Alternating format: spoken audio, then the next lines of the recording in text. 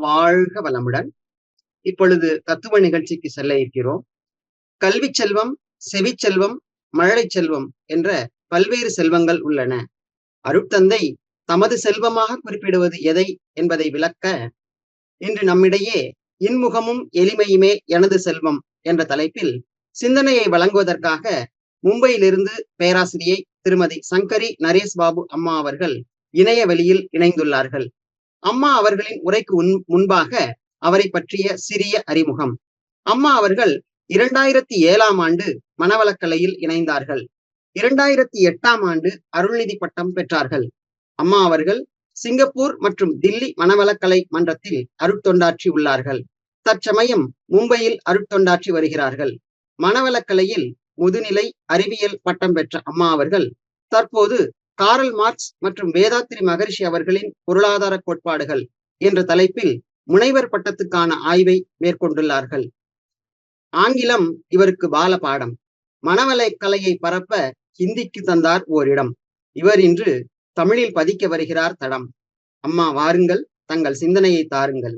அம்மா அவர்களை தத்துவ நிகழ்ச்சியை நடத்தி தர உங்கள் அனைவர் சார்பாக அன்போடு வேண்டுகிறோம். வாழ்க வளமுடன் அம்மா. வாழ்க வையகம், வாழ்க வையகம், வாழ்க வளமுடன். குரு வாழ்க, குருவே துணை. நாம ஒவ்வொருவரும் வாழற வாழ்க்கை ஒண்ணுதான். ஆனா அதை எப்படி வாழறோம் அப்படின்றதே வாழ்க்கையின் தரத்தை தீர்மானிக்குது. இன்று நான் சிந்தனைக்கு எடுத்திருக்கிற தலைப்பு என்னன்னா, என் முகமும் எளிமையுமே எனது செல்வம். என் பிறப்பு என் மரணம் இரண்டையும் யான் அறியேன். எனினும் அவ்விரு நிகழ்ச்சி என் மனதில் கொண்டேன். பொன் முதலாய் பொருளனைத்து மீட்டுகின்றேன். அவற்றை புவி வாழ்வின் இயல்பொக்க பொது நலமே கருதி நன்மை எனும் வழிகளிலே இவற்றை செலவாக்கி நற்சமயம் வாய்க்கும் எனில் அனைத்தையும் அளிப்பேன். இன்முகமும் எளிமையுமே எனது செல்வம். வீடோ ஏகவெளி என்றெண்ணி யான் துறவு பூண்டேன். இந்த கவியில சாமிஜி நமக்கு சொல்ற விஷயம் என்ன அப்படின்னா, நாம எப்போ பிறக்கிறோம்னு தெரியாது, எப்போ இருப்போம்னு தெரியாது. இது எனக்கு மட்டும் இல்ல, இது எல்லாருக்கும் தான். மத்தவங்க சொல்லிதான் தெரியும் நம்ம எந்த நேரத்துல எந்த இடத்துல பிறந்தோம் அப்படின்ட்டு. அதே மாதிரிதான் இறப்பும் கூட. நாம எப்ப இறப்போம் அப்படின்னு தெரியாது. இந்த விஷயம் உங்களுக்கு மட்டும் இல்ல, எனக்குமே இந்த 2 விஷயம் தெரியாது.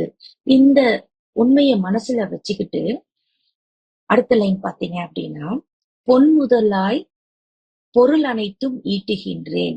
அதாவது நான் என்னுடைய உழைப்பினால ஈட்டுகின்ற தங்கம், பணம், நகை, வீடு, வண்டி போன்ற எல்லா பொருட்களையும் சமைச்சு குறிப்பிட்டு சொல்றாரு. அடுத்த வரி பாத்தீங்க அப்படின்னா, அவற்றை புவி வாழ்வின் இயல்பொக்க பொது நலம் கருதி. என்ன சொல்ல வராது?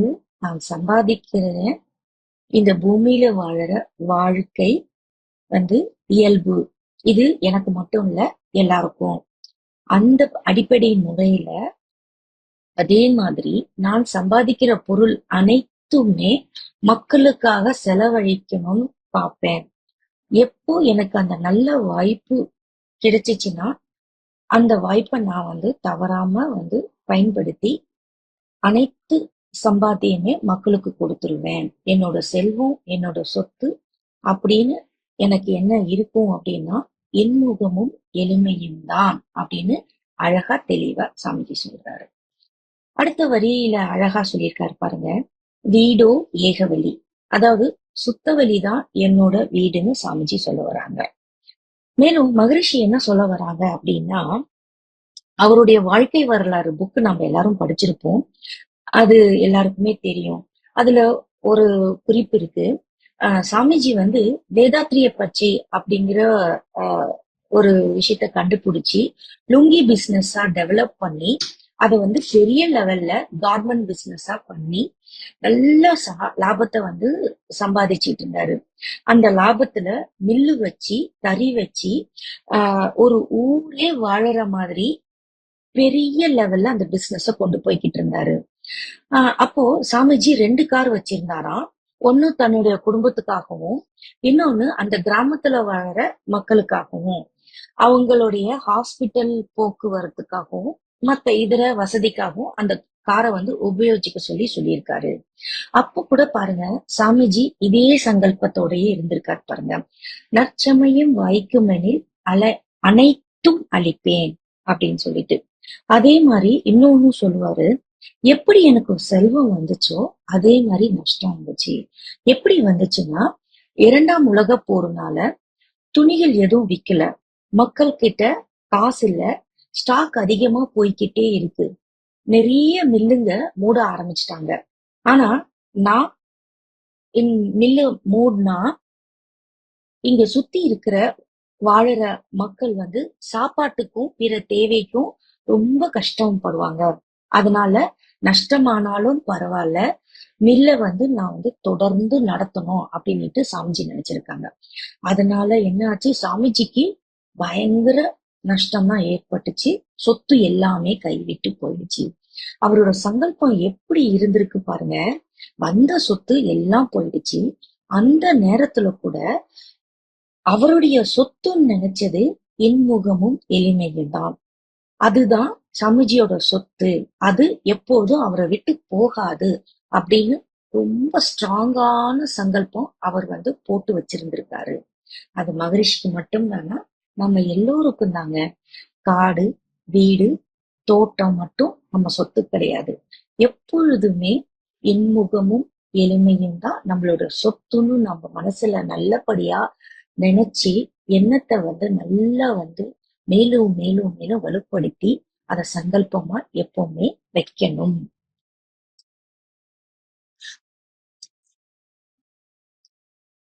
இதுதாங்க மகரிஷி அவர்கள் இந்த கவியில நமக்கு சொல்ல வந்த கருத்து. இத நாம இன்னும் கொஞ்சம் விரிவா சிந்திப்போம். இது வெறும் வாசகம் மட்டும் அல்லங்க, வாழ்வின் தர்மம். இன்றைய உலகத்துல செல்வம் என்பது பலருக்கு பொருளாதாரம், பொருட்கள், பதவிகள் அப்படின்னு நம்ம எல்லாம் நினைச்சுக்கிறோம். ஆனா உண்மையான செல்வம் என்னன்னா, ஒரு இனிய முகம், ஒரு எளிய மனது, ஒரு பரந்த உள்ளம். இதனால்தான் பல பெரியவர்கள் கூறுவாங்க, முட்டாளின் செல்வம் தன் பையில் இருக்கும், ஞானியின் செல்வம் முகத்தில் இருக்கிறது அப்படின்னுட்டு. இன்முகம் அப்படிங்கிறது என்ன அப்படின்னா, முகத்துல காட்டும் ஒரு புன்னகை,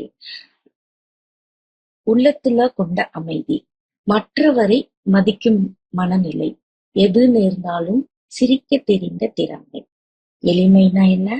நாம் அடைந்த பதவி எத்தனை உயர்ந்தாலும் நம் மனம் பூமியிலே நிலைச்சிட்டு இருக்கிறது தான். தன்னிலை மறந்து பிறர் நலனை உணர்தல். இவை இரண்டும் சேரும்போது ஒரு மனிதனுடைய உண்மையான செல்வம் உருவாகிறது. அதுக்கு உதாரணம் பாத்தீங்கன்னா, மகாத்மா காந்தி. அவர் எப்பவுமே பாவாடை மட்டுமே அணிவார். ஆனா அவருடைய முகத்துல எப்பவுமே இன்முகமும் எளிமையான வாழ்வும் அப்படிங்கிற ஒரு விஷயத்த வந்து மனசுல வந்து நினைச்சதுனாலதான் அந்த முகத்துல பிரதிபலிக்குது. இப்பவுமே இன்னைக்குமே உலகம் நினைக்கும் நினைவாக உள்ளதுங்க. உண்மையான செல்வம் என்னங்க? பணம் இல்லைங்க, நம்மளுடைய நல்ல மனம். பணம், வீடு, வண்டி, இவை அனைத்துமே மனிதனுடைய வாழ்வுக்கு ஓரளவுக்கு முக்கியமானவைதாங்க. ஆனா உண்மையான செல்வம் என்ன? நம் இருப்பை மற்றவர் நினைவில் அழகாக செய்யும் விஷயம். நம்மை சந்திக்கும் ஒவ்வொருவரும் நிம்மதியாக செல்ல வைக்கின்ற புன்னகை. நம் எளிமையான அணுகுமுறை மற்றவரின் மரியாதையை ஈர்க்கும் வழி அப்படின்னு சொல்லுவாங்க. இத நம்ம திருக்குறள்ல திருவள்ளுவர் நம்ம அழகா எடுத்து சொல்லியிருக்காரு. அழுக்காறு அவா வெகுளி இன்னும் அச்சொல் நான்கும் இழுக்கா இயல்பவன் என்று. இதுல பாத்தீங்க அப்படின்னா 4 குற்றங்களை தவிர்க்கிற ஒரே வழி எளிமை. அதுலதான் இன்முகம் மலருது அப்படின்னு திருவள்ளுவர் சொல்லியிருக்காரு. அது என்ன 4 குற்றங்கள்? அழுக்காறு பொறாமை, அவா ஆசை அடக்காமல் இருக்கிறது, வெகுளி சினம் கொள்ளுதல், இன்னாச்சொல் அப்படின்னா வந்து அடுத்தவங்களை வந்து நம்ம சொல்லுனால துன்புறுத்துறது.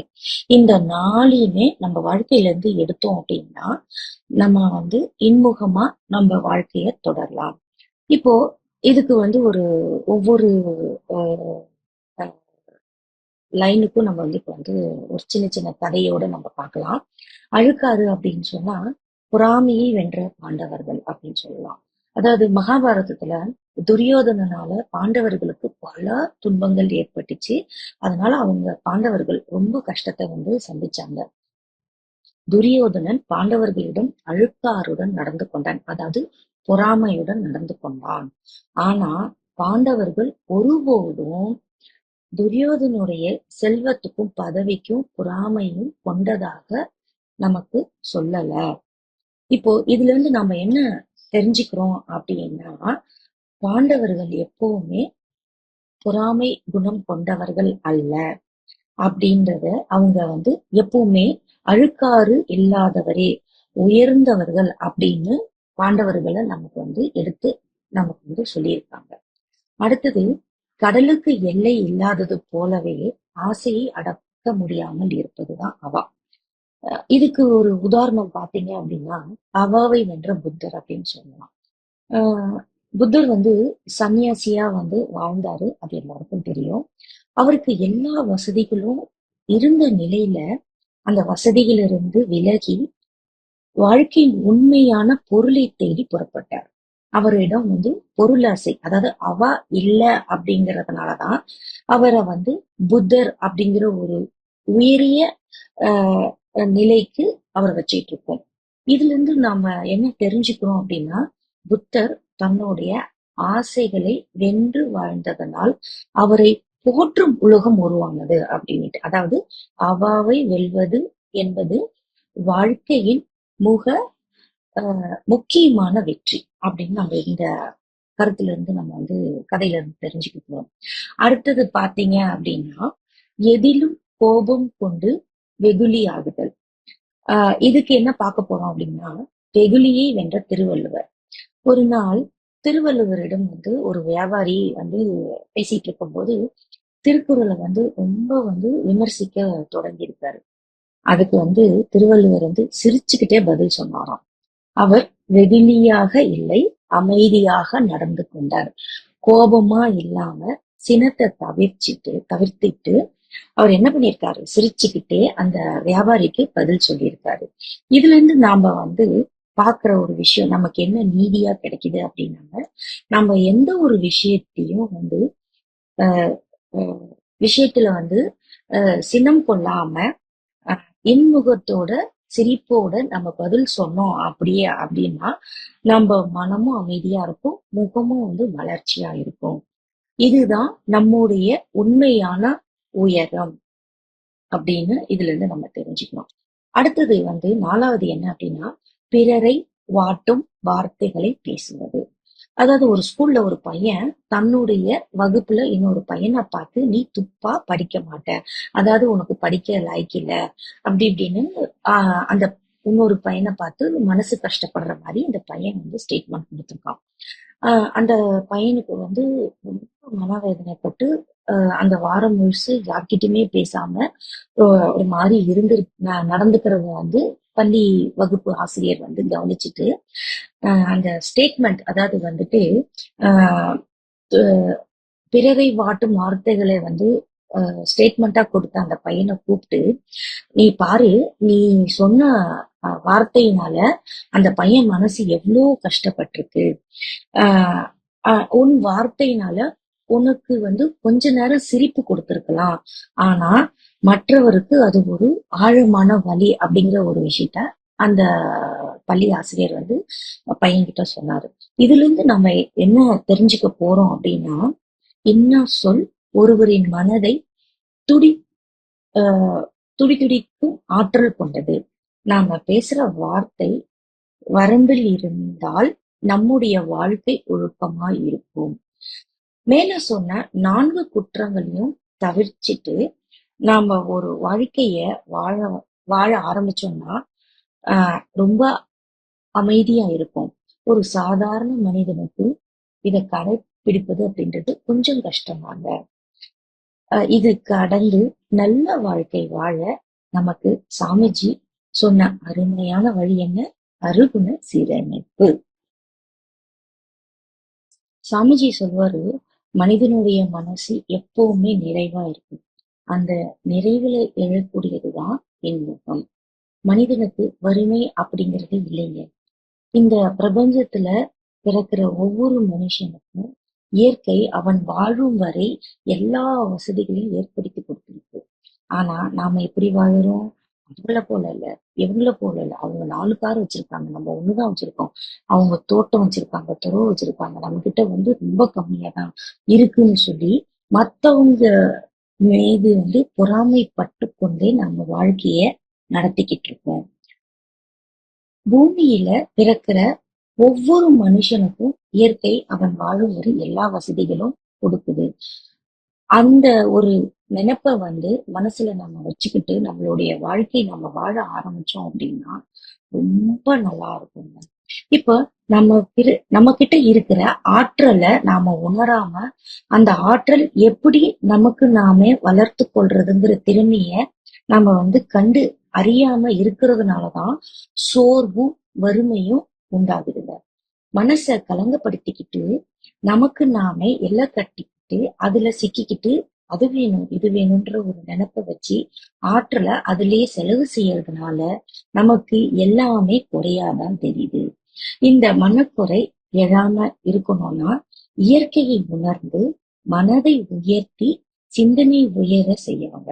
அப்போதான் அருகுணங்கள்ல மாற்றம் வரும். அதாவது சாமிஜி என்ன சொல்லுவாரு அப்படின்னா, மனிதனுடைய பிறப்பு தான் இந்த உலகத்துல மிக உயர்ந்த பிறப்பு. இந்த உடல் அமைப்பு உற்று நம்ம பார்த்தோம் அப்படின்னா உடலுக்குள்ள இயங்குகின்ற உயிரமைப்பானது படர்க்கை நிலை எய்தி பிரபஞ்ச பொருட்களை உணர்ந்து கொள்ளக்கூடிய அளவு ஆற்றலையும் திறமையும் மட்டுமல்லாமல் தன்னையும் உயர்வாக வைக்கிடுங்க. அதாவது தன்னைத்தானே உணர வைக்கிறது தான் இந்த ஆற்றல். அத்தகைய ஆற்றல் எல்லா மனுஷங்கிட்டையும் இருக்கு. ஆயிரக்கணக்கான மக்களுக்கு நன்மை செய்யக்கூடிய ஆற்றல் மனுஷங்கிட்ட இருந்தும் குறை உள்ளவனாகவே இருக்கான் மனுஷன். மனுஷனுடைய அறிவானது பிரபஞ்சத்திற்கு ஆதி பொருளாக உள்ள தெய்வத்துக்கு மிகை. அதாவது மெய்ப்பொருள் அப்படின்னு சாமிஜி சொல்றாரு. அந்த மெய்ப்பொருள் மனுஷனுடைய ஒரு பிரிவாக, அதாவது அறிவா செயல்படுது. அது எல்லை கட்டிக்கிட்டனால மனுஷனுடைய மனசு அது வேணும் இது வேணும் அலையுது. ஆனா அறிவானது என்ன பண்ணுதுங்க? அதனுடைய முழுமையை நோக்கி வேகமா போகுது. அத நாம சரியான பாதையில திருப்பாம இருக்கிறதுனால அங்கேயே அது தேங்கியும் நிலைச்சு நின்றுச்சு. அப்போ மனுஷனுடைய மனசு அது வேணும் இது வேணும் அப்படிங்கிற எண்ணம் மேல மேல அதிகமா போக போக போக ஆசை அதிகமா வருது. ஆசை மேலும் அதிகமா போகும்போது பேராசையா மாறுது. அதுக்கு தடை ஏற்படுமே ஆனால் அந்த தடையை நீக்க முயற்சி செய்யாத போது உடல்ல உள்ள உணர்ச்சிகள் எல்லாமே செயல்பாட்டுக்கு வரும். அது சினமா வெடிக்கும். அந்த சினத்தோடு கூடிய ஆசை கடும் பற்றா மாறுது. பிறருடைய பொருட்கள் மேல இன்னும் ஆசை வளர்த்துக்கிட்டே வருது. இது நம்ம பொருளாகவே நம்ம கிட்ட இருக்கணும் அப்படிங்கிற ஆசை மேலும் வலுப்பெறுது. இப்போ ஆண் பெண் நட்புல ஒரு கவர்ச்சி, அதனால ஏற்படக்கூடிய மனோவேகம் ஒரு வெறியா இருக்கு. அது என்னன்னு சொல்லவோ என்னன்னு சொல்லணும்னா முறையற்ற பால் கவர்ச்சி அப்படின்னு சொல்லலாம். அதுக்கு மேல உயர்வு தாழ்வு மனப்பான்மை, வஞ்சம் அப்படின்னு 6 தீய குணங்களாக மாறுது. அதனால மனுஷனுடைய அறிவு தடுக்கப்படுது. இதுதான் காரணம். எனவே ஒவ்வொரு மனுஷனுக்கும் இயற்கையை உணர்ந்து கொண்டு அந்த அமைப்பினை உணர்ந்து அதற்கு ஏற்றபடி தனக்கு தானே என்ன வேண்டும் அப்படின்னு முடிவெடுத்து செயல்படணும். ஒரு உதாரணம், ஒரு கதை சாமிஜி அழகா சொல்லுவாரு. ஒரு அம்மையார் தன்னுடைய கணவரை பற்றி ரொம்ப குறைகள் சொல்லிக்கிட்டே இருப்பாராம். அவருடைய மனம் எப்போதுமே ஒரு மாதிரியாகவும் முக சுருங்கியும் இருக்குமா. அப்போ சாமிஜி அந்த அம்மையார வந்து உட்கார வச்சுட்டு, நீங்க எப்ப பார்த்தாலும் உங்க வாழ்க்கை துணைய பத்தி குறை சொல்லிக்கிட்டே இருக்கீங்க. இன்னைக்கு அவர் செய்த நன்மைகளை பத்தி எனக்கு சொல்லுங்க அப்படின்னு கேட்டாராம். அதுக்கு பிறகு அந்த அம்மையார் வந்து அவரை பத்தி நன்மைகள் சொன்னாராம். அதாவது, நான் 7வது வரைக்கும் தான் படிச்சிருக்கேன். திருமணம் ஆன பிறகும் கூட எனக்கு படிக்கணும்னு ஆசை. அதனாலே என்ன அவர் வந்து சைக்கிள்ல உட்கார வச்சுக்கிட்டு கொண்டு போய் ஸ்கூல்ல விடுவாரு. 10வது வரைக்கும் வந்து என்ன படிக்க வச்சாரு. அதுக்கு மேல என்ன வந்து பிஏ படிக்க வச்சாரு. அப்புறம் வந்து எனக்கு வந்து ஸ்கூல் டீச்சரா வந்து வேலை செய்யணும் அப்படின்னுட்டு எனக்கு ரொம்ப ஆசை. என்ன படிக்க வச்சுக்கிட்டு தான் இருந்தாரு.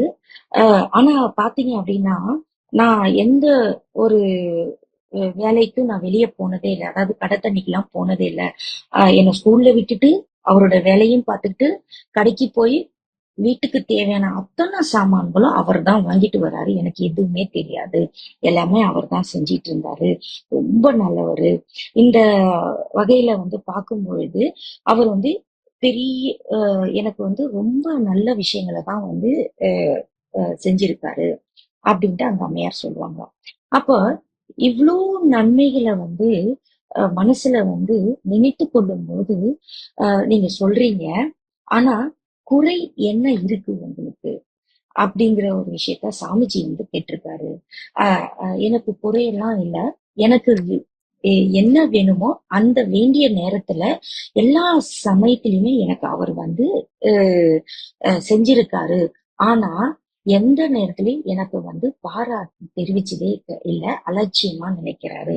அதுதான் வந்து குறை அப்படின்ற மாதிரி அந்த அம்மையார் வந்து சாமிஜி கிட்ட சொல்லியிருக்காங்க. சரி, அப்போ வந்து சாமிஜி என்ன சொல்லியிருக்கிறாரு, ஓகே நீங்க அதை விட்டுருங்க.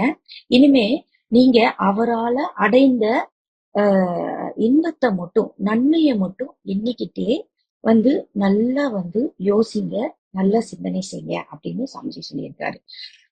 இத வந்து அந்த அம்மையார் வந்து 1 வாரம் முழுசு வந்து பயிற்சி செஞ்சிருக்காங்க. அந்த பயனால அவங்களுடைய, அதாவது வந்து அந்த அம்மையாருடைய முகம் வந்து மலர்ச்சி ஏற்பட்டிருக்கு. இந்த அனுபவத்தை வந்து பள்ளியில இருக்கிற 46 ஆசிரியர்களிடம் வந்து போய் சொல்லியிருக்காங்க. இப்படி ஒருவர் மேல ஒருவர் வந்து குறை சொல்வதை விட அவர்கள் செய்த நல்ல செயலை நாம வந்து நினைச்சுக்கிட்டு அதை வந்து பாராட்டணும், நன்றியும் சொல்லணும். அப்போதுதான் மனசு வந்து அமைதியா இருக்கும், முகத்துல புன்சிரிப்பு வரும். அதனால எப்பொழுதுமே வாழ்க்கை துணையை பத்தி நாம வந்து என்ன சொல்லக்கூடாது, குறை சொல்லக்கூடாது. அவங்க செய்த நல்ல செயல்களை நம்ம வந்து மனசுல நினைச்சிட்டு நிறைவா இருந்தோம் அப்படின்னா நம்ம வாழ்க்கை சந்தோஷமா இருக்கும். நம்மளுடைய முகம் இன்முகமா இருக்கும்னு அந்த அம்மையார் வந்து தனக்கு ஏற்பட்ட இந்த நிகழ்வினை வந்து தன்னுடைய சக ஆஹ் ஆசிரியர்களிடம் சொல்லி ரொம்ப மகிழ்ச்சியா வந்து தெரிவிச்சுக்கிட்டாரு. அது போலதான் இங்க என்ன சொல்ல வர்றார் சாமிஜி அப்படின்னா, ஒவ்வொருவரையும் நம்ம வந்து பார்க்கும் பொழுது அவர்கிட்ட எல்லா நிறைவும் இருக்கு, எந்த குறைவும் இல்லை அப்படின்ற ஒரு விஷயத்த நம்ம மனசுல வச்சுக்கணும். ஆனா நம்ம என்ன பண்றோம், கற்பனையா வந்து ஒரு விஷயத்த மத்தவங்களை பத்தி நினைச்சுக்கிட்டு இருக்கிறதுனால நமக்கு அடுத்தவங்க கிட்ட இருக்கிற குறைதான் மென்மேலும் மென்மேலும் வெளியப்பட்டுக்கிட்டு இருக்கு. அந்த குறை காணாம அவங்க கிட்ட இருக்கிற நிறைய நாம வந்து நல்லபடியா நினைச்சாலே வந்து இன்பம் பெருகும் அப்படின்னு சாமிஜி சொல்ல வர்றாரு. இப்போ பாத்தீங்க அப்படின்னா, அப்போ நம்ம வந்து அடுத்தவங்க கிட்ட இருந்து எதிர்பார்க்காம இருக்கணும் அப்படின்றதுதான் ஒரு பெரிய விஷயம். அந்த எதிர்பார்த்தல்ல 4 தன்மைகள் இருக்கு அப்படின்னு சாமிஜி சொல்லியிருக்காரு. அப்ப பாத்தீங்க அப்படின்னா ஒரு சிறப்பான பயிற்சியை நம்ம வந்து யோசிக்கலாம். என்ன பயிற்சி அப்படின்னா, எதையும் யாரிடம் இருந்து எப்போதும் எதிர்பார்க்க மாட்டேன் அப்படின்ட்டு. இது எப்படி முடியும்? குழந்தைகளுக்கு நாம வந்து படிப்பு கொடுக்குறோம். அப்போ குழந்தைங்க வந்து நல்லா படிக்கணும்னு நம்ம வந்து எப்படி எதிர்பார்க்காம இருக்க முடியும்? கணவனுக்கு வந்து மனைவியிடம் எதிர்பார்ப்பு, மனைவிக்கு கணவனுடைய எதிர்பார்ப்பு. இந்த எதிர்பார்ப்பு இல்லாம எப்படி வாழ்க்கைய நடத்த முடியும் அப்படின்னு எல்லாருடைய மனசுலயும் ஒரு எண்ணம் ஓடுங்க. அப்போ வந்து அந்த எதிர்பார்ப்ப வந்து நாம வந்து விட்டுட்டோம் அப்படின்னா வந்து நம்மளுடைய செயல்களில தடை இருக்காது. நம்மளுடைய செயல்கள் செய்து வருவதும் நிற்காது. அப்படின்னு சுவாமிஜி அழகா சொல்றாரு. இப்ப இந்த எதிர்பார்ப்புல 4 தன்மைகள் இருக்கு. அதாவது உங்ககிட்ட இருந்து ஆஹ் அடுத்தவங்க கிட்ட ஒரு எதிர்பார்ப்பு நீங்க பார்க்கிறீங்க அப்படின்னா, அதுல ஒரு தேவை, அதாவது ஒரு நீதி உணர்வு இருக்கு. அந்த அதுக்கப்புறம் வந்து அதுல ஒரு அளவு இருக்கு. அதுக்கப்புறம் அதுல ஒரு தன்மை இருக்கு. அதுல ஒரு காலம் இருக்கு. இந்த 4ம் இருக்கிறத யார் எதை எதிர்பார்த்தாலும் அல்லது பிறரிடமிருந்து கேட்டாலும் இந்த 4 தன்மைகள் கண்டிப்பா இருக்கும் அப்படின்னு சாமிஜி சொல்றாரு. இதுக்கு ஒரு உதாரணம் எடுத்துக்கலாம் நம்ம. ஆஹ் அதாவது வந்து ஒரு பையன் தன்னோட அப்பா கிட்ட கார் வேணும்னு கேக்குறான். ஆஹ் அவன் அப்பா என்ன சொல்றாரு, அதான் வந்து பைசைக்கிள் வச்சிருக்கியே, உனக்கு எதுக்குடா காரு அப்படின்னுட்டு அவர் சொல்றாரு. வேணும்னா ஸ்கூட்டர் வாங்கிக்கோ, நான் வாங்கி தரேன் அப்படின்றாரு. ஆனா அந்த பையன் என்ன சொல்றான், எனக்கு கார் தான் வேணும் அப்படின்னு வந்து அடம் பிடிக்கிறான். அதாவது வந்து கார் வாங்கி கொடுக்குற அளவுக்கு அந்த அப்பா கிட்ட வசதி இருக்கு. ஆனா வந்து உடனே வந்து கார் வாங்கி தரேன்னு ஒப்புக்க முடியல அவரால. அப்புறம் ஒரு 2 நாள் யோசிக்கிறாரு. சரிடா, உனக்கு வந்து கார் வாங்கி தரேன் அப்படின்றாரு. இப்போ அஹ் அஹ் அந்த மகனுக்கு வந்து கார் அப்படிங்கிறதுல வந்து ஒரு தேவை இருக்கு. 2 நாள் கழிச்சு அப்பா சரின்னும் போது அந்த பையன் சொல்றான், புது கார் தான் எனக்கு வேணும், பழைய காரு வேணாம் அப்படின்னு சொல்றாரு. ஆனா அதை வந்து பெருசா எடுத்துக்காம, எவ்வளவு விலையில வாங்கணும்னு நினைக்காம குறைந்த செலவுலயே வாங்கி தரேன் அப்படின்னு அப்பா சொல்றாரு. இங்க அளவுல வித்தியாசம் இருக்குங்க. அப்புறம் அந்த பையன் வந்து எனக்கு வந்து இந்த ஒரு குறிப்பிட்ட கார் தான் வேணும் அப்படின்னா என்ன அப்படின்னா அந்த இடத்துல வந்து குவாலிட்டி, அதாவது தன்மை அப்படிங்கிற ஒரு விஷயம் வந்து அங்க வருது. அடுத்த மாசம் சரி ஓகேடா அப்படின்றாரு. அப்ப அப்பா என்ன சொல்றாரு, அடுத்த மாசத்துல வாங்கி தரேன் அப்படின்றாரு. அப்ப அதெல்லாம் எனக்கு முடியாது, இந்த மாசத்துலயே வாங்கி தரணும், அடுத்த மாசம் வரைக்கும் நான் வந்து பொறுத்துக்க மாட்டேன் அப்படிங்கிறாரு. இந்த இடத்துல காலம் அப்படிங்கிறது வித்தியாசமா இருக்கு. இந்த மாதிரிதான் எதை எதிர்பார்த்தாலும் தேவை, அளவு, தன்மை, காலம், இந்த 4லும் ஒவ்வொருக்கொருவருக்கு வந்து வித்தியாசம், வேறுபாடு வரும். ஆகையினால எதிர்பார்த்தல் வேண்டாம் அப்படின்னு சுவாமிஜி சொல்றாரு. அதே நேரத்துல எதிர்பார்ப்பை விட்டுட்டோம் அப்படின்னா ஏமாற்றம் இருக்காது. மகிழ்ச்சியின்மைக்கும் முகம் சுழிப்பதற்கும் என்ன காரணம் அப்படின்னா எதிர்பார்த்தல் அப்படிங்கிற ஒரு விஷயம்தான். நம்ம எதிர்பார்க்காம இருந்தா ஏமாற்றம் ஆகாது. அது எப்படி வருது அப்படின்னா, நம்ம கற்பனையா எப்போதுமே ஏதாவது ஒன்ன பத்தி வந்து சிந்திச்சுக்கிட்டே இருப்போம். எனக்கு இப்படி வரணும், இப்படி வரணும், இப்படி வேணும் அப்படின்ற ஒரு கற்பனையான ஒரு எதிர்பார்ப்புகள் நாம வந்து எப்பவுமே எண்ணத்தை வந்து அந்த எதிர்பார்ப்புகளான எண்ணத்தை வந்து மனசுல வந்து சுழற்சி கொண்டே இருக்கிறோம்.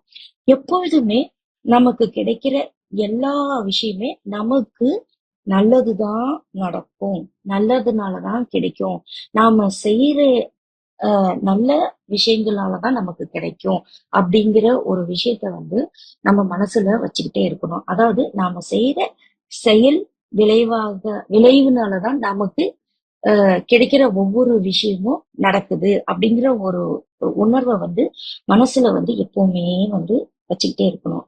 அப்படி செய்யும்போது என்ன நடக்குதுங்க, நாம தேர்ந்தெடுக்கிற பாதை வந்து எப்படி இருக்கும் அப்படின்னா, பிறருக்கு நம்மால என்ன செய்ய முடியும் அப்படின்னு நாம யோசிச்சு ஆராய்ச்சி செய்ய ஆரம்பிச்சிருவோம். அப்போ வந்து என்ன ஆகும், நம்மளையும் அறியாமைய பிறருடைய நட்பை வலுப்படுத்தி கொள்ள முடியும். அதாவது வந்து நம்மளுடைய மனதின் ஆற்றலையும் மேலும் மேலும் வளர்த்தி கொள்ளலாம். பிறருக்கு மனப்பூர்வமாக எந்த அளவுக்கு உதவி செய்றோமோ அந்த அளவுக்கு மனப்பூரிப்பும் மன அமைதியும் பெரிய ஆற்றலும் நமக்குள்ள உண்டாகும். அதனால முதல்ல எதிர்பார்ப்ப தவிர்க்கணும் அப்படின்னு சாமிஜி சொல்றாரு. ரெண்டாவதாக, நாம எப்பொழுதும் பிறருக்கு உதவி செய்வதற்கு தயாரா இருக்கணும். பொருளை கொடுத்துதான் உதவி செய்யணும் அப்படிங்கிறது கிடையாது. நமக்கு நல்ல ஆற்றல் இருக்கு. அந்த ஆற்றலை வச்சு தேவை உள்ளவர்களுக்கு அறிவாலையும் பொருளாலையும் நம்மளால என்ன செய்ய முடியுமோ அப்படிங்கிற ஒரு விஷயத்த யோசிச்சுக்கிட்டு அந்த நேரத்துல நம்ம உதவி செய்யறதுக்கான மனப்பயிற்சிய நம்ம தினம் தினம் பயிற்சி செய்யணும்.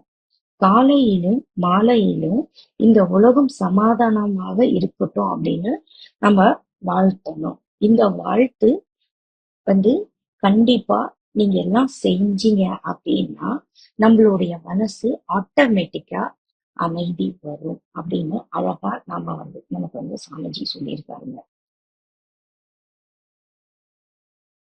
சோ நாம மத்தவங்க கிட்ட இருந்து எதிர்பார்ப்ப தவிர்த்துட்டு நாம என்ன செய்யணும்? நம்ம ஆற்றல, நம்ம செல்வம், நம்ம வசதி, நம்ம செல்வாக்கு இவற்றை வச்சுக்கிட்டு எந்த வகையில பிறருக்கு உதவி சேவை செய்ய முடியும்னு நாம மனசுல எண்ணம் போட்டுக்கொண்டே இருந்தோம் அப்படின்னா நமக்கு நிறைய செல்வம் இருக்கிற மாதிரி நல்ல அழகா நம்மளுடைய மனசுக்கு நிறைவு உண்டாகும். இத நம்ம நினைவுல வச்சுக்கிட்டு செயல்பட ஆரம்பிச்சாலே மேலும் மேலும் ஆற்றல் வளரும், செல்வம் வளரும், மகிழ்ச்சியும் நிறைவும் வளர்ந்து கொண்டே போகும். அப்போ நம்மளுடைய மனசுல ஏழ்மை அப்படிங்கிற ஒரு எண்ணம் இருக்கவே இருக்காது. இது போலதாங்க குடும்பத்துல கணவன் மனைவிக்கோ, மகன் மகள் ஆகியோருக்கு வரக்கூடிய தகராறு, பிணக்கு எல்லாமே வீட்டிலையும் சரி வெளியிலையும் சரி இந்த 4 தன்மையுடைய எதிர்பார்ப்புலதான் வருது. என்ன கொஞ்சம் முன்ன பின்ன வித்தியாசம். அதுக்கு நம்ம என்ன செய்ய வேணும்? இதை சமன் செய்யறதுக்கு சாமிஜி அழகா நமக்கு ஒரு 3 விதமான பயிற்சிகளை கொடுத்திருக்காரு. அது என்ன? சகிப்புத்தன்மை, விட்டு கொடுத்து, தியாகம். இந்த 3 பயிற்சிகளை நாம நல்லா பயிற்சி செஞ்சுக்கிட்டே இருக்கணும். நாம என்ற மாதிரி மத்தவங்களும் எண்ண முடியாது. நாம போற வேகத்துல அவங்களும் வர முடியாது. அதனால நாம பொறுமை கொண்டு அவர்களோடு ஒட்டி வாழ்வதற்கும், அவர்கள் செய்கின்ற செயலை பார்த்து கொண்டு சமயம் பார்த்து அதை திருத்துவதற்கு நாம ஓரளவுல மனசுல எண்ணத்தை வச்சிருப்போம். அவர்களுடைய செயல்பாட்டின் அவர்களுடைய ஈடுபாட்டுல கொஞ்சம் குறைவா இருப்பாங்க, இல்லைன்னா அதிகமா இருப்பாங்க. அதை சரிப்படுத்திக் கொள்வதற்கு நாம கொஞ்சம் சமயம் கொடுக்கணும், அதாவது விட்டு கொடுக்கணும். அப்படி விட்டு கொடுத்து வந்தோம்னா நம்மளுடைய வாழ்க்கை நல்லா இருக்குங்க. அந்த விட்டு கொடுத்தலுக்கு பேர் தான் தியாகம். சில சமயங்கள்ல நம்முடைய சுகத்தையோ அல்லது செல்வத்தையோ ஒரு பகுதியாகவே விட்டு கொடுக்க வேண்டிய அவசியம் வந்துடும். அப்படி நாம விட்டு கொடுத்தால் பின்னால் பல நன்மைகள் உண்டாகும் சாமிஜி சொல்லியிருக்காங்க. சகிப்புத்தன்மை, விட்டு கொடுத்தல், தியாகம் ஆகியவற்றால என்ன ஆகும் அப்படின்னா, நம்மை சுற்றி எத்தனை மக்கள் இருக்கிறாங்களோ நமக்கு தொடர்புள்ள அவர்கள் உயிரோடு ஊடுருவி ஒரு நட்பை வளர்த்து கொள்ள முடியும். எத்தனை பேருடைய நட்பு நல்ல முறையில நாம ஏற்படுத்தி கொண்டே இருப்போம் அப்படின்னா அந்த அளவுக்கு நம்மளுடைய மனசுல நிறைவு உண்டாகும். அதே போல நாம வெறுப்புணர்ச்சி கொள்றோம் அப்படின்னா ஒவ்வொரு வெறுப்புணர்ச்சியும் ஒருவரை ஒருவர் தள்ளி விட்டு கொண்டே போகும். ஒண்ணு அவங்க நம்ம கிட்ட இருந்து ஒதுங்கிடுவாங்க, இல்லைன்னா நாம ஒதுங்கிடுவோம். இப்படி ஒவ்வொருவராக நமக்கு தெரிந்தவர்களோ நெருங்கியவர்களோ ஒதுங்கி கொண்டே இருப்பார்களானால் முகமலர்ச்சி ஏற்படாது.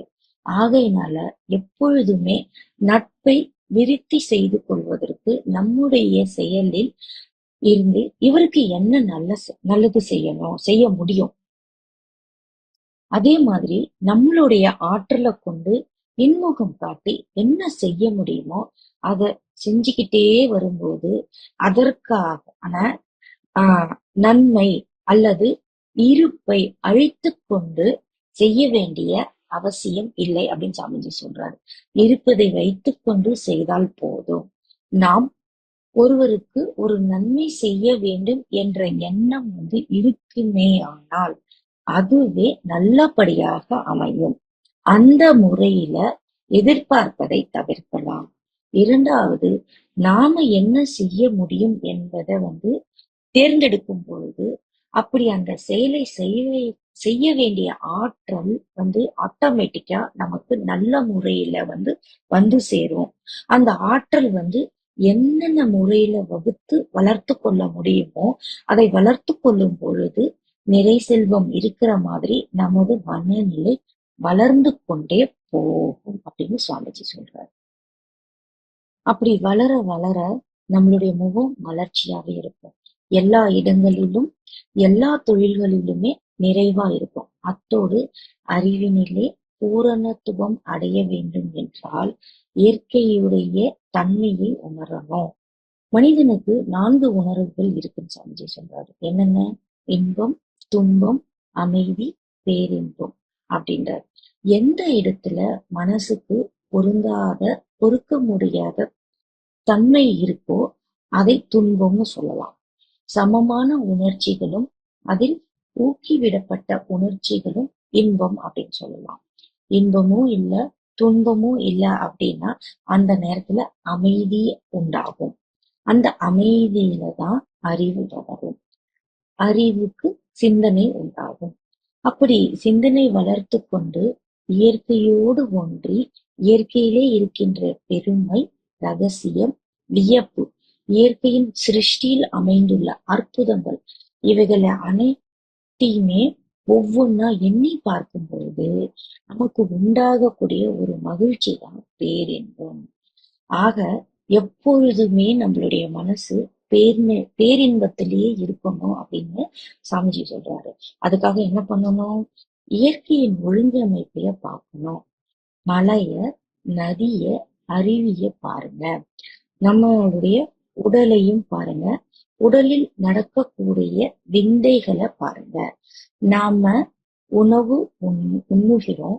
உண்டான உணவு நம்மளுடைய உடல்ல எந்த விதத்துல எப்படி எல்லாம் மாறி வருது அப்படிங்கிறத பாருங்க.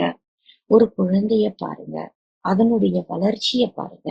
அப்படி இயற்கையில நடக்கக்கூடிய நிகழ்ச்சி எல்லாத்திலையும் தொகுத்து பார்த்து பார்த்து அந்த இயற்கையின் வளர்ச்சியையும் அற்புதங்களையும் எவ்வளவு நேரம் நாம சிந்தித்து ஆனந்தப்பட முடியுமோ அவ்வளோ நம்ம சிந்திச்சு ஆனந்தப்பட்டுக்கிட்டே இருக்க வேணும்.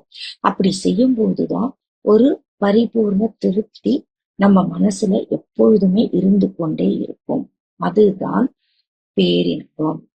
ஆகவே இந்த பேரின்பம் அதிகரிக்கணும் அப்படின்னா இந்த 4 வித உணர்ச்சிகளில் எது நமக்கு வேணுமோ அதற்குரிய செயலை நாம தேர்ந்தெடுத்து செய்து செய்து அதை பெற்று எப்பவுமே இன்பமா இருக்கலாம்.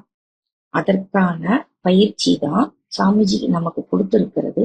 உளப்பயிற்சியாக அகத்தவம், செயல் பயிற்சியாக அறநெறி கடைபிடித்து உடலை நல்ல முறையில வைத்துக் கொள்வதற்கு போதிய எளிய முறை உடற்பயிற்சி கூட்டி இவை எல்லாத்தையும் செஞ்சு நல்ல விதமா நம்மளுடைய வாழ்க்கை செம்மையாக வாழ இது ரொம்ப உதவியா இருக்கும். நமக்கு மட்டுமில்ல பலருக்கும் உதவியா இருக்க முடியும் அப்படிங்கிற விஷயத்த நமக்குள்ள ஒரு உணர்வா இது ஏற்படுத்தும். அந்த நிலை நம்மளுடைய மனம் அந்த நிலையில வரும்பொழுதுதான் எப்பவுமே இன்பமா இருக்கலாம், இன்முகத்துடன் இருக்கலாம். பிறரிடம் எதிர்பாராது இருப்பதினால் ஏமாற்றம் இல்லாமல் இருக்கலாம். மன நிறைவு இருக்கும். எப்பொழுதும் பிறருக்கு நலம் புரிய வேண்டும் என்ற எண்ணம் இருப்பதனாலேயே மகிழ்ச்சியும் மனவளமும் செல்வமும் உண்டாகும். ஆகவே இந்த முறையில நாம நம்முடைய இனிமையான மன நிறைவான மகிழ்ச்சியை ஏற்படுத்தி கொண்டு இன்முகத்துடன் மேலும் மேலும் வளர்ச்சி பெற்று கொண்டு நலமாக வாழலாம். பிறரையும் சிறப்பாக வாழ வைக்கலாம். சாமிஜி நமக்கு கொடுத்துள்ள பயிற்சிகளை நம்மளுடைய அன்றாட வாழ்க்கையில நம்ம பின்பற்றி கொண்டே வந்தோம் அப்படின்னா நன்மைகள் பல நமக்கு கிடைக்கும். உறவுகள் வலுப்படும், குடும்பத்துல அமைதி இருக்கும், சமூகத்துல நம்ம மேல ஒரு நம்பிக்கை உருவாகும். அது மட்டும் இல்லாம நம்மளுடைய மனநலம் மேம்படும், நம்மளுடைய மன அழுத்தம் குறைக்கும், இன்முகத்தை வளர்க்கும். ஒரு குழந்தை பெரியவங்களை பார்த்து கற்றுக்கொள்வது அவர் என்ன சொல்கிறார் அப்படி இல்லை, அவர் எப்படி நடந்து கொள்கிறார் அப்படிங்கிற ஒரு விஷயத்த மட்டும்தான் அந்த குழந்தை கற்றுக்கிறது. சோ நம் முகத்துல ஒரு இன்முகம், நம் மனதுல ஒரு எளிமை இருந்தாலே நம் சுற்றுச்சூழல் ஒரு நல்ல இடமாக மாறும். இந்த மாற்றம் குடும்பத்துல தொடங்கி நண்பர்களிடம் விரியும், சமூகத்துல சிந்தனையாக மலரும். நாம் பிறரிடம் எதை எதிர்பார்க்கிறோமோ அதை நாமே கொடுக்க தொடங்குவோம். இந்த சிந்தனையிலிருந்து நாம எடுத்துக்கிற ஒரு விஷயம் டேக்அவே, நம்மிடம் பணம் இல்லாமலே நாம செல்வந்தர் ஆகலாம். அந்த செல்வம் தான் இன்முகமும் எளிமையும் என கூறி இத்துடன் என்னுடைய சிந்தனை உரையை நிறைவு செய்து கொள்கிறேன். வாழ்க வளமுடன். இன்றைய நிகழ்வினை நமக்காக தொகுத்து வழங்கி கொண்டு இருக்கும் பேராசிரியர் முருகன் ஐயாவை துரிய நிலையிலிருந்து நம்ம வாழ்த்துவோம். பேராசிரியர் முருகன் ஐயா அவர்கள் வாழ்க வளமுடன். அவர்களது உடல் நலம் வாழ்க வளமுடன், அவர்களது குடும்ப நலம் வாழ்க வளமுடன், அவர்களது ஆன்மீக தொண்டு மென்மேலும் சிறந்து விளங்க வாழ்க வளமுடன். பேராசிரியர் முருகன் ஐயா அவர்கள் அருட்பேராற்றல் கருணையினால் உடல் நலம், நிலாயுள், நிறைச்செல்வம், உயர்ப்புகள் மெஞ்ஞானம் பெற்று ஓங்கி வாழ வேண்டும் என்று நாம் அனைவரும் வாழ்த்தி மகிழ்வோம். வாழ்க வளமுடன் ஐயா. இந்த வாய்ப்பினை எனக்கு ஏற்படுத்தி கொடுத்த உலக சமுதாய சேவா சங்கம் ஐடி இயக்குநரகத்துக்கும் மும்பை செம்பூர் மனவளக்கலை அறக்கட்டளைக்கும் எனது மனமார்ந்த நன்றியை தெரிவித்துக் கொள்கிறேன். வாழ்க வளமுடன். வாழ்க வளமுடன். மிகச் சிறப்பான சிந்தனை உரையை வழங்கிய திருமதி சங்கரி நரேஷ் பாபு அம்மா அவர்களை அனைவரும் வாழ்த்தி மகிழ்வோம். அனைவரும் துரிய நிலைக்கு வரவும். திருமதி சங்கரி நரேஷ் பாபு அம்மா அவர்கள் வாழ்க வளமுடன். அவர்தம் உடல் நலம் மற்றும் மனவளம் வாழ்க வளமுடன். அவர்தம் ஆன்மீக தொண்டு மேன்மேலும் சிறக்க வாழ்க வளமுடன். நாளைய நிகழ்ச்சிகள் பற்றிய அறிவிப்புகள். நாளை காலை 5:15 மணிக்கு பேராசிரியர் திரு கே சந்திரசேகரன் ஐயா அவர்கள் மும்பையிலிருந்து இணைந்து 9 மைய தவத்தினை நடத்தி தர உள்ளார்கள். நிகழ்வை அருள்நிதி திருமாறன் ஐயா அவர்கள் தொகுத்தர உள்ளார்கள். காலை 6 மணிக்கு பேராசிரியர் சக்தி குமாரவேல் ஐயா அவர்கள் உடற்பயிற்சி மற்றும் காயகல்ப பயிற்சியினை நடத்தி தர உள்ளார்கள். அனைவரும் இணைந்து பயின்று பயன் காண்க. காலை 7 மணிக்கு ஆங்கிலத்தில் 9 மைய தவத்தினை மும்பையிலிருந்து பேராசிரியர் நரேஷ் பாபு ஐயா அவர்கள் நடத்தி தர உள்ளார்கள். காலை 11 மணிக்கு ஓசூரில் இருந்து பேராசிரியர் டாக்டர் சண்முகவேல் அவர்கள் கேள்வி பதில் நிகழ்ச்சியில் கலந்து கொண்டு அன்பர்களின் கேள்விகளுக்கு விரிவாகவும் விளக்கமாகவும் பதிலளிக்க உள்ளார்கள். மாலை 5:30 மணிக்கு அருட்தந்தை அவர்களின் குரலில் துரியாதீத தவம் நடைபெறும். அதனைத் தொடர்ந்து மும்பையிலிருந்து மனவளக்கலை துணை பேராசிரியர் பி மணிவண்ணன் ஐயா அவர்கள் மனமிலா மௌனம் எனும் தலைப்பில் சிந்தனை விருந்து அளிக்க உள்ளார்கள். அனைத்து நிகழ்வுகளிலும் அன்பர்கள் கலந்து கொண்டு பயன்பெறுவதோடு உங்கள் நண்பர்கள் மற்றும் உறவினர்களையும் கலந்து கொள்ள ஊக்குவிக்குமாறு அன்போடு வேண்டுகிறோம். இறையருளும் குருவருளும் என்றும் நமக்கு துணை புரியட்டும். வாழ்க வளமுடன். கேள்வி பதில் நிகழ்ச்சிக்கு முன்பாக தொகுப்பாளரின் சில வார்த்தைகள்.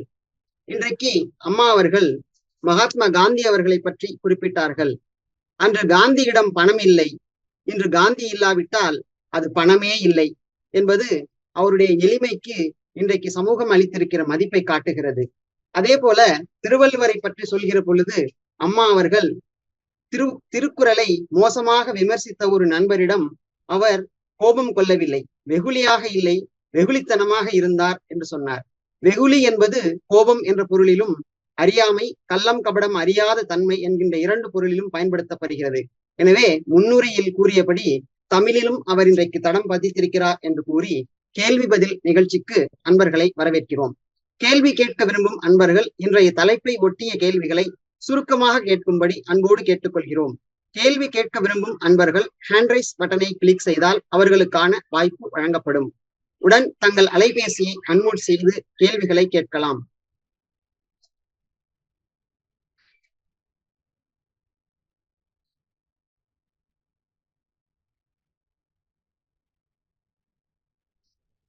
வாழ்க வளமுடன் ஐயா. ரொம்ப வாய்ப்பு கொடுத்ததுக்காண்டி. அம்மா, உங்க கணவர் நேத்து பேசினாரு.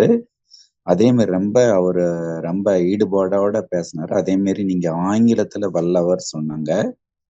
பரவாயில்ல, இந்த மும்பையில அந்த அளவுக்கு நீங்க அசத்துங்க, ரொம்ப நல்லா இருக்கு. நாம இந்த இன்முகம் சொல்ல எப்படி தக்க வச்சுக்கிறதுமா? நம்ம குடும்ப சூழ்நிலையில வேலை செய்யறோம். அந்த இன்முகம் சொல்லுன்றது சில டைம்ல நம்மளுக்கும் மனைவிக்கும் வரக்குள்ள கொஞ்சம் கருத்து வேறுபாடும் ஏற்படுதுமா. அந்த இன்னும் அந்த நீங்க அதுல சொன்னீங்க, எடுத்துக்காட்டுனீங்க, சகிப்புத்தன்மை, விட்டு கொடுத்தல், தியாகம்ன்றதுனாலும் எடுத்துக்காட்டுனீங்க. இருந்தாலும் நாம இன்னும் இன்முகத்தோட இன்சொல்லோட, ஏன்னா நம்ம ஒரு மன்றம் நடத்துறோம், அத பல நண்பர்கள் வராங்க, நம்ம சொல்லி கொடுக்குறோம். அவங்களுக்கு அந்த அளவுக்கு அந்த பக்குவமா அந்த இன்முகத்தோடு இன்சொல்லோட வர்றதுக்கு நம்ம என்னென்ன வழிகள் மேற்கொண்டா நம்ம அந்த அளவுக்கு அந்த மகிழ்ச்சியா இருக்கலாமா? வாழ்க வளமுடன் ஐயா. நல்ல கேள்விங்க. நம் ரொம்ப சிம்பிளுங்க ஐயா. சாமிஜியோட பயிற்சி முறைகள், முக்கியமா இந்த சினம் தவிர்த்தல், கவலை ஒழித்தல், இந்த பயிற்சிகளை நம்ம தொடர்ந்து செஞ்சுக்கிட்டே வந்தோம் அப்படின்னா, கண்டிப்பா குடும்பத்துல பிணக்கு எழாம நம்ம பார்த்துக்கலாங்க ஐயா. அதே மாதிரி ஒவ்வொரு நாளும் நம்ம மன்றத்துக்கு போறதுக்கு முன்னாடி கண்டிப்பா நம்ம ஒரு அகத்தவம் பண்ணிட்டு, இன்னைக்கு நான் சிந்தனை உரை கொடுக்க போறேன். அதுக்கேத்த மாதிரி எல்லாரும் அந்த சிந்தனை உரை சாமிஜியோட நிலையில இருந்து கொடுக்கணும் அப்படின்ற ஒரு சங்கல்பத்தை நீங்க மேற்கொண்டுட்டு நீங்க போய் மன்றத்துல சேவை செய்யும் போது கண்டிப்பா மன்றத்துல வர அத்தனை பேருமே ரொம்ப அழகா அந்த சிந்தனை முறையில ஈடுபட்டு அவங்களுடைய வாழ்க்கையும் மென்மேலும் உயர்வதற்கு ஒரு நல்ல ஒரு சிறப்பா அமையும் இல்லையா? ஐ திங்க் உங்களுடைய கொஸ்டினுக்கு நான் ஆன்சர் பண்ணிருக்கேன்னு நினைக்கிறேன். சரிங்கம்மா, நல்லது. அதே மாதிரிதாம்மா பயிற்சி செய்யறோம். நல்லது, பரவாயில்லம்மா. நீங்க அதுவும் லேடிஸா இருந்து அது மாதிரி உங்க கணவர் கூட உகர்ந்து பண்றீங்க. 2 பேருடையது, உங்க குழந்தைங்க அந்த அளவுக்கு நல்லா மேன்மேலும் உயரமா ரொம்ப தொண்டு செய்றீங்க. மிக்க மகிழ்ச்சி. அதே மாதிரி அந்த முருகன் ஐயாவும் என்ன அதெல்லாம் அவரெல்லாம் சொல்லி கொடுக்க அந்த அளவுக்கு அவ்வளோ ஆழ்ந்த ஈடுபாடு, நிறைய அந்த தமிழ் பாடல்கள்லாம் பாட்டி ரொம்ப அஸ்திரம். மிக்க மகிழ்ச்சிமா. வாழ்த்துக்கள். வாழ்க வளமுடன்மா. நன்றிங்க ஐயா. வாழ்க வளமுடன்.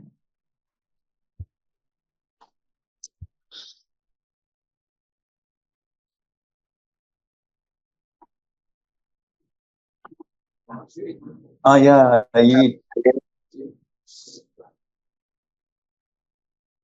வாழ்க வளமுடன். வாழ்க வளமுடன் ஐயா.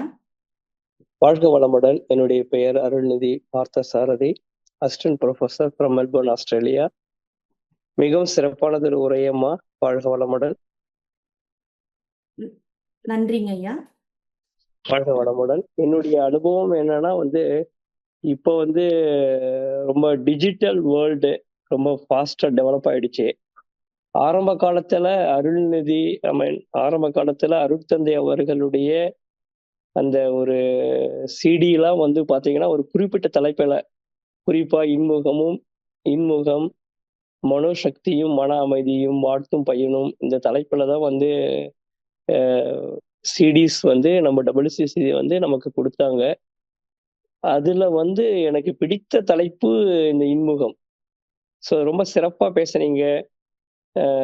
என்றும் புதிது, ஏகாந்தம் புதிது அப்படின்னு ஔவையார் சொல்லுவாங்க. ஸோ அந்த வகையில திரும்ப திரும்ப கேட்டாலும் உணர்ந்த மனவளக்கலை அன்பர்கள் உணர்ந்தவாறு அதை எடுத்துரைக்கும் பொழுது நிச்சயமாக இந்த சமூகத்திற்கு ஒரு பெரிய மாற்றத்தை ஏற்படுத்தும்.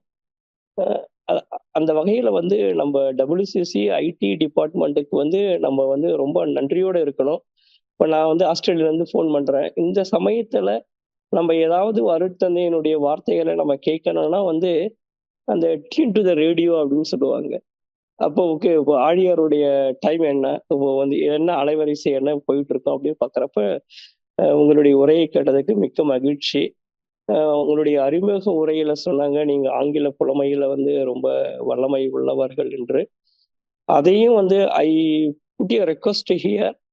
அதை சார்ந்து நீங்க ஆங்கிலத்துல வந்து நிறைய சொல்லுங்க.